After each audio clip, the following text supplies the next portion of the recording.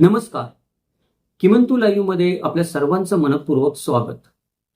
मराठी आडनावांचे प्रकार या आपल्या 155 भागांच्या मालिकेतील आजचा आपला 49वा भाग. या भागामध्ये आपण पाहणार आहोत धातुधारक मराठी आडनाव, म्हणजेच वेगवेगळे धातू जे आपण आपल्या जीवनामध्ये वापरतो त्या धातूंच्या आडनावांवरून, त्या धातूंच्या नावावरून मराठी भाषेमध्ये जी अनेक वेगवेगळी आडनावं निर्माण झाली आहेत त्यातली काही आडनावं आपण थोडक्यात उदाहरणादाखल आता इथे पाहणार आहोत. चला तर मग विषयाला सुरुवात करूयात. नमस्कार, माझं नाव किमंतू उंबळे सरकार आणि आपण पाहतात किमंतू लाईव्ह युट्यूब चॅनल. सर्वात पहिला धातू जो आपण सर्वजण प्रामुख्याने आपल्या आयुष्यामध्ये वापरतो, दैनंदिन जीवनामध्ये वापरतो, तो म्हणजे लोखंड. तर लोखंड या धातूला लोखंड हा पण शब्द वापरला जातो आणि लोह हा पण शब्द मराठीमध्ये वापरला जातो. तर लोखंड आणि लोह या दोन शब्दावरून मराठीमध्ये जे आडनावं निर्माण झाले ते आपण पाहूयात. सर्वात पहिलं आडनाव आहे ते म्हणजे लोखंडे. त्यानंतर लोहकरे, लोहखंड, लोहबरे, लोहरे, लोहार, लोहारे, लोहे, लोहगडे, पोलादपूरकर, पोलादे आणि तिखे ही जी आडनावं आहेत ही लोखंड धातुदर्शक आडनावं मराठीमध्ये वापरात असलेली आपल्याला दिसून येतात. त्यानंतर येतो धातू महत्वाचा, तो म्हणजे सोन. तर सोन्याशी संबंधित जी आडनावं आहेत किंवा सोन हा शब्द ज्या ज्या आडनावांमध्ये येतो मराठीमध्ये ती काही आडनावं आपण पाहूयात. पहिलं आडनाव अर्थातच आहे सोने.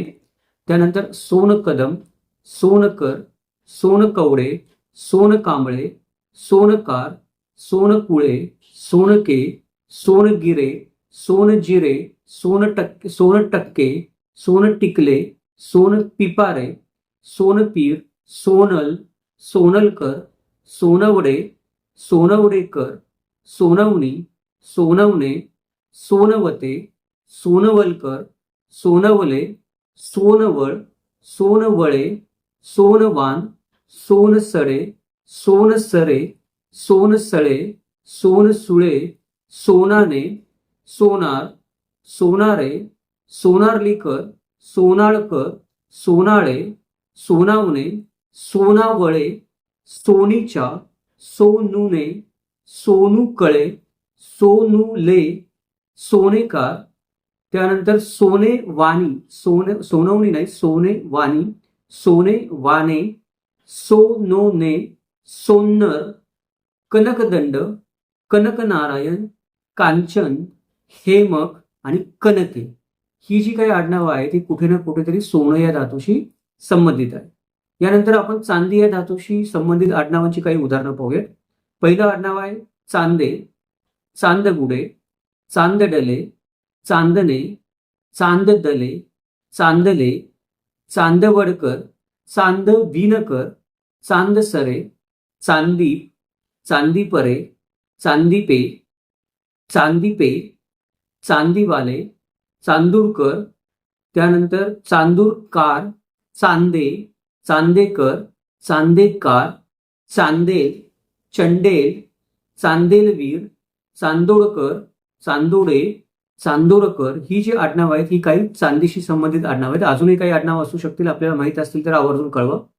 त्यानंतर तांबे या धातूशी संबंधित जी आडनावं आहेत ती म्हणजे तांबे, तांबडे, तांबट, तांबटे, तांबडे, तांबळकर, तांबारे, तांबुळकर, तांबेकर, तांबोळी, तांबोळे, तांबरे ही जी आडनावं आहेत ही तांबे या धातूशी संबंधित आहेत.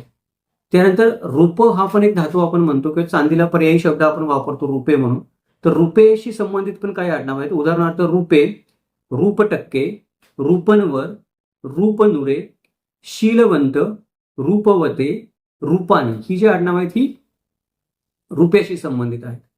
त्यानंतर शिसा हा जो धातू आपण वापरतो त्याच्याशी संबंधित शिसे, शिसवे, शीससाठ, शिरसाठ नाही शीससाठ, शिसोदे ही आडनाव आपल्याला शिशाशी संबंधित आढळून येतात. पितळ या धातूशी संबंधित आडनाव एक महत्वाचं येतं ते म्हणजे पितळे. पितळलाच मराठीमध्ये दुसरा एक शब्द आहे त्याला आपण बिरे म्हणतो. तर बिरे हे जे आडनाव आहे ते बिरे आडनावाचा अर्थ पण पितळ धातू असाच होतो किंवा पितळे असाच होतो. त्यानंतर पारा हा जो धातू आहे त्याला उल्लेख होऊन आपल्या मराठीमध्ये पारे आणि पारकर ही दोन आडनावं प्रामुख्याने आढळून येतात. अजूनही काही आडनावं असू शकतात. तर ही काही धातूंशी संबंधित आडनावं होती. अजूनही काही आडनाव आपल्याला माहीत असतील तर प्रतिक्रियेमध्ये अवश्य कळवा, जेणेकरून आपल्या बाकीच्या मित्रांना पण त्याची माहिती होऊ शकेल. नेहमीप्रमाणे हा व्हिडिओ आपल्याला कसा वाटला, ही माहिती आपल्याला कशी वाटली ते आवर्जून कळवा, प्रतिक्रियेमध्ये लिहा. व्हिडिओ खरोखर आवडला असेल तर व्हिडिओला लाईक करा, जास्तीत जास्त मित्रांसोबत शेअर करा, चॅनेलला सबस्क्राईब करा, नोटिफिकेशन बटन ऑन ठेवा, जेणेकरून अशीच वेगवेगळ्या आडनावांची माहिती आपल्याला मिळत राहील.